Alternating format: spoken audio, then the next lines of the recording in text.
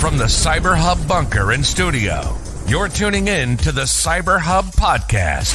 And now for your host and CISO, James Azar. Good morning, security gang. Welcome to another episode of the CyberHub Podcast. Thank you all for being here this Tuesday morning, March 5th, 2024, Super Tuesday. What a big election day it is today in the primaries. If there's such a thing still as primaries, it seems like the race for president in November has been set months ago for the rematch. But Super Tuesday today, if your state is doing the primaries, do your civic duty, go out and vote. Be part of the democratic process. There's nothing more beautiful than that, because we've got a packed show today for so many cybersecurity practitioners. A lot to think about, a lot to take care of. Let's get into that here in just a moment. But before we do, please make sure to subscribe and follow us on your favorite podcast listening platform. You can also check us out on YouTube and our Substack, jamesazar.substack.com. You can catch all the latest from the show there as well, including exclusive content only available on our Substack. Now, without further ado, join me for a coffee cup cheers this morning. My double espresso. Let me know what you're drinking in the notes. Coffee cup cheers, y'all.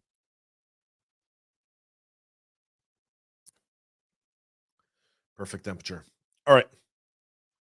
JetBrains yesterday released patches for 2 authentication bypass vulnerabilities in the build management server TeamCity, including a critical severity flaw that leads to a full compromise. There are several CVEs associated with this advisory. The first, 2024 27198 and 27199er.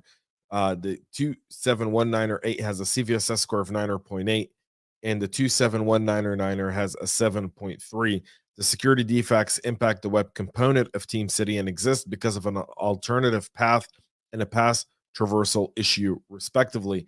According to Rapid7, which identified the bugs, CVE 2024-27198 could allow a remote unauthenticated attacker to execute arbitrary code and completely compromise the vulnerable servers, taking over all TeamCity projects, builds, agents, and artifacts. By exploiting the critical severity issue, an attacker could position themselves to perform a significant supply chain attack. The security hole is related to the web server, which is exposed over the HTTP port 81111 by default, which can be configured over HTTPS as well. Due to the way certain requests are handled, an attacker could change the URL to call arbitrary endpoints and create a new admin user. A patch is available. TeamCity says that they are working to get the on-prem patches done. The web side, the web version are complete. The on-prem side are advised to apply the available patches as soon as humanly possible. The release version, the correct version of TeamCity, is 2023.11.4. So if you have that version and if you've patched to that version, you're good. If you're not, you want to make sure you get this done right away. 24 hours for an exploit is all it takes. 24 hours. The Alpha 5 and BlackCat ransomware gang that's been really, really popular has somehow shut down all of its servers, claims they scammed the affiliate responsible for the attack on Optum, the operator of Change Healthcare platform, of $22 million. While the data leak website has been down since Friday, Bleeping Computer confirmed that negotiation sites were still active over the weekend. However, as of this morning, all BlackCat sites are now shut down, indicating a further deliberate takedown of the ransomware gang's infrastructure. A short status in Russian on the messaging platform the ransomware threat actor uses for communication reads they decided to turn everything off. Now, a lot of speculation over why they turned everything off. Is it law enforcement? Could it be one of their major affiliates was busted as part of the lockbit? It's not far-fetched when you think of the modern kill chain to have an affiliate who works with multiple ransomware as a service operators, meaning Lockbit, BlackCat, Black Basta, and so many others. And so all of these could actually exist and be around. And so Recorded Future shared a message from the alleged affiliate, which claims that Optum paid a ransomware on March 1st to delete the data stolen from Change Healthcare platform and receive a decryptor. We'll see if that actually is the case. And again, 22 allegedly 350 bitcoins were paid by Optum in order to retrieve and ensure the data were deleted. So is you know is this the end of them? No, these guys were initially started off as dark side. When I first started this show almost 6 years ago, they were dark side. Now they're black matter, and they're now alpha V. So you've got it there. This isn't a victory by any chance. This is just them saying we're shutting down, we're going to rebuild infrastructure, we're going to make it so we're harder to trace. American Express is informing customers that information was compromised in a third-party service provider data breach. This is a notification letter which was submitted to the Massachusetts Office of Consumer Affairs and Business Regulation. The company explains that the incident impacted account information of some card members, but not all. They became aware of that a third-party service provider engaged by numerous merchants experienced unauthorized access to their system. According to AMEX, the compromised information includes names, current and previous issued card account numbers, and other card details such as expiration date. The firm says they're vigilantly monitoring customer accounts for fraud and notes that impacted individuals are not liable for fraudulent charges on their account. This is the latest challenge in third-party security breaches for financial services firms. We'll see the potential impact of this in the months to come, and we'll keep you appraised as to any developments in the American Express third-party breach. The North Korean APT hacking group Comiskey is exploiting the ScreenConnect flaw, particularly CVE 2024-1708 and 1709er, to infect targets with a new malware variant dubbed ToddleShark. Comiskey, a North Korean state-sponsored group known for cyber espionage on organizations and government worldwide, are now taking advantage of the ConnectWise vulnerability there, essentially going out and targeting their target audience. They've been seen targeting government organizations, research centers, universities, think tanks in the United States, Europe, and Asia, all in the name of gathering information for the North Koreans. The hackers gain initial access to vulnerable ScreenConnect endpoints by exploiting the vulnerabilities, which give them authentication, bypass, and code execution capabilities.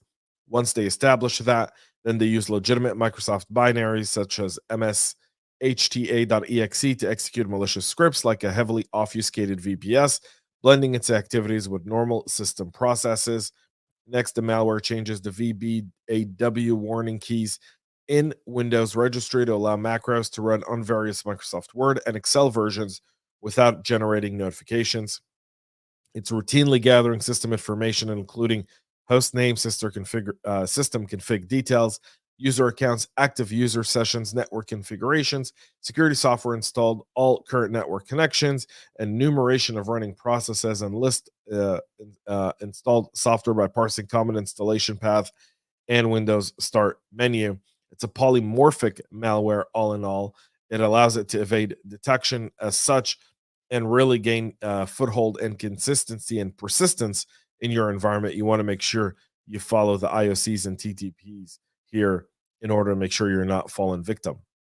A plugin for an open source network monitoring tool, Zeek, is affected by several vulnerabilities that threat actors could leverage in attacks aimed at ICS environments.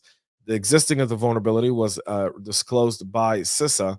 The agency's ICS advisory describes two critical, one high-severity vulnerabilities impacting the EtherCat plugin for Zeek. Those are CVEs 2023-7244, 7243, and 7242. The plugin is one of a dozen ICS protocol parsers for Zeek, a widely used network monitoring framework.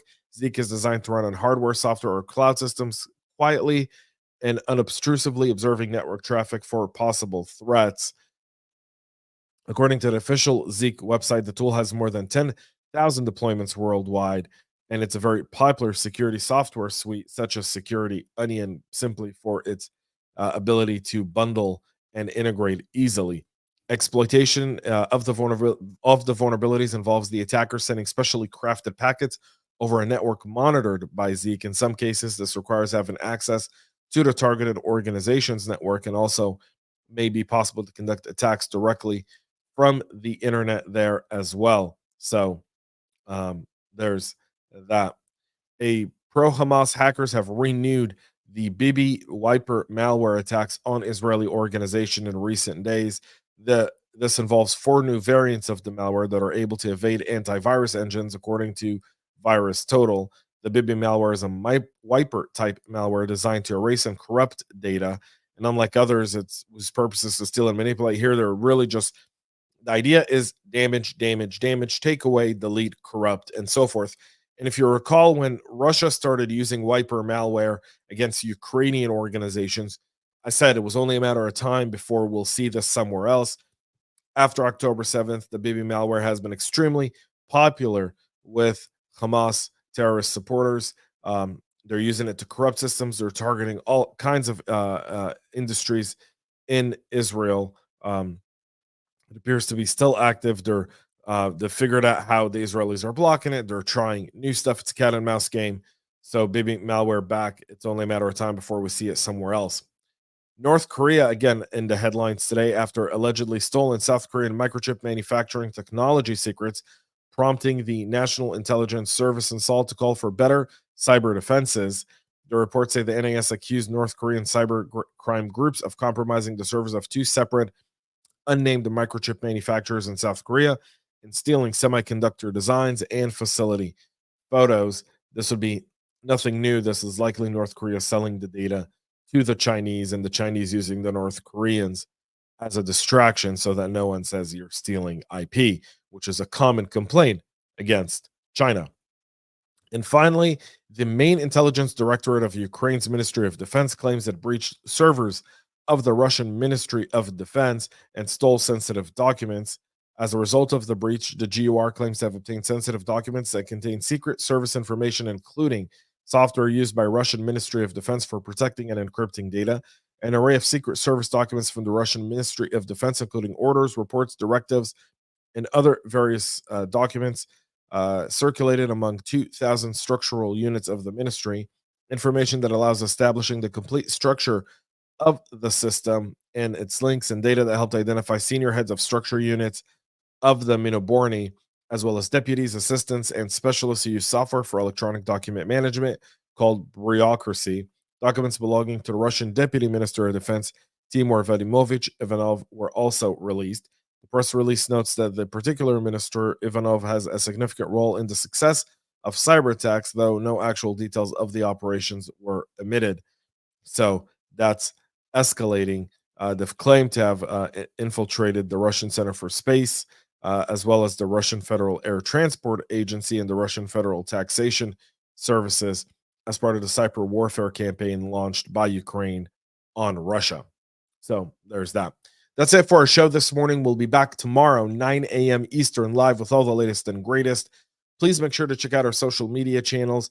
Also, if you've got any stories, you can always send them to our website at cyberhubpodcast.com or reach out to me directly on LinkedIn. Until then, have a great rest of your day. Thank you so much for tuning in this morning. And most importantly, stay cyber safe. We love feedback, so make sure to connect with us on social media and subscribe to our podcast on your favorite podcast listening platform.